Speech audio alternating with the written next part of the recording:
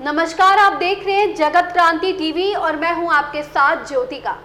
आइए रुक करते हैं खबर की ओर। पलवल की जनता भले ही सरकारी कायदों को पूरा करने के लिए सरकारी दफ्तरों के दर्जनों चक्कर लगाती नजर आती है।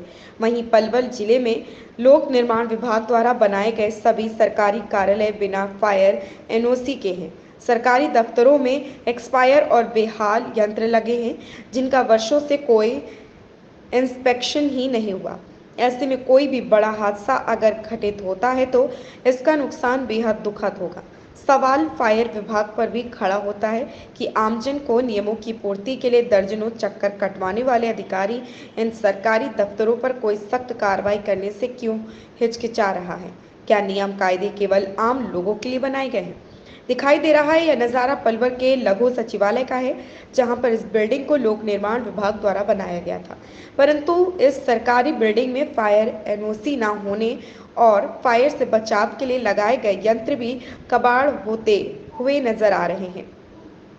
अगर बात की जाए फायर से बचाव के लिए लगाए गए सिलेंडरों की, तो वह भी एक्सपायरी हो गए हैं और अगर कोई भी बड़ा हादसा इस बिल्डिंग में हो जाता है तो यहाँ पर फायर सेफ्टी के नाम पर सरकार और प्रशासन दोनों ही लोगों को गुमराह करते हुए नजर आ रहे हैं।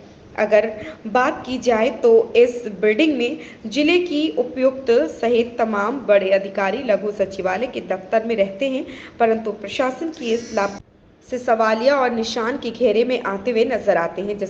जिस तरह फायर बुझाने वाले सिलेंडर की भी डेट एक्सपायर हो चुकी है और ना ही कोई यहाँ पर फायर से जुड़े हुए संयंत्र को ठीक करने के लिए नहीं आते।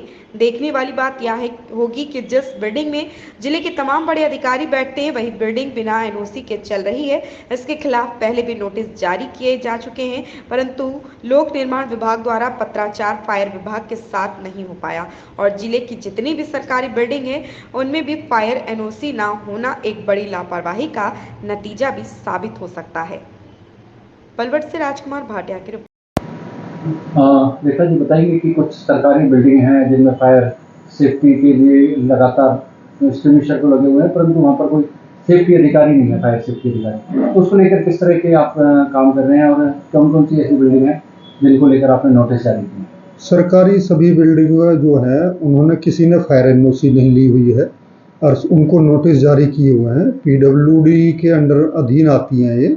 हमने एक्शन साहब की भी नोटिस में डाला हुआ है और एक्शन साहब को भी हमने कॉपी कर रखी है कि ये जो सरकारी बिल्डिंग है इनमें अग्नि सुरक्षा प्रबंध पूर्ण रूप से कराएं और उनके लिए एनओसी के लिए अपनी प्रतिक्रिया चालू करें। अगर मैं बात करूँ पलवल के सेक्रेटरी की, तो क्या वहाँ पे जहाँ डीसी मैडम बैठती हैं, एसपी साहब बैठते हैं, वहाँ उस बिल्डिंग में भी कोई फायर एनओसी की वो वहाँ पे है कोई बिल्डिंग उसमें? मैंने बताया ना, सरकारी किसी भी बिल्डिंग में नहीं है, सेक्रेटरीट में नहीं है, हॉस्पिटल में नहीं है, किसी भी बिल्डिंग में नहीं है। उनकी भी रिपोर्ट हमने चंडीगढ़ भेजी हुई है कि सरकारी किसी भी बिल्डिंग ने जो है ना अपना फायर एनओसी नहीं लिया हुआ। तो क्या वो उच्च अधिकारी इस पर कोई संज्ञान नहीं ले रहे हैं? हाँ, बड़ा हादसा हो जाए तो फिर बिल्कुल डिप्टी सीएम साहब इसको देख रहे हैं। उन्होंने सख्त आदेश है उनके और विभागों को भी निर्देश दिए हुए हैं कि वे अपने तुरंत व्यवस्था कराएं, इसकी अग्नि सुरक्षा प्रबंध कराएं। इस खबर में बस इतना ही। बने रहिए जगत क्रांति टीवी के साथ।